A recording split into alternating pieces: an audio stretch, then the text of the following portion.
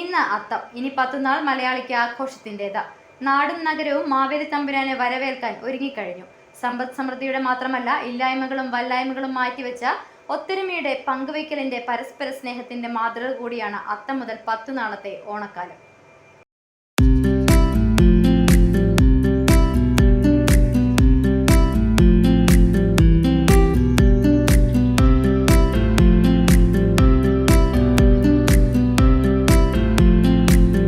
പ്രതീക്ഷകളുടെ ഓണക്കാലത്തിന് നിറം പകരുന്നത് അത്തം മുതലാണ്.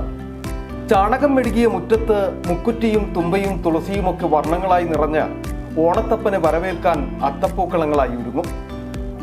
ഓരോ ദിവസവും അത്തത്തിന് ഓരോ പ്രത്യേകതകളുണ്ട്.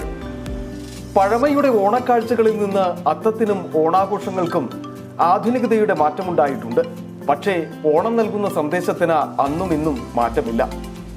കാണം വിറ്റും ഓണമുണ്ണണമെന്ന പഴമൊഴി ഇന്നും മലയാളികൾ മുറുകെ പിടിക്കും.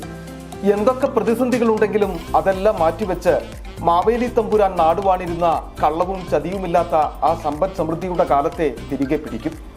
അത്തം പിറന്നാൽ പിന്നെ ആഘോഷങ്ങൾക്ക് തുടക്കമായി. ഉൾഗ്രാമങ്ങളും നഗരങ്ങളും വ്യത്യാസമില്ലാതെ ആഘോഷത്തിന്റെ ആവേശത്തിലാകും. ആ ആഘോഷങ്ങൾക്ക് ഇത്തവണയും തുടക്കമായി.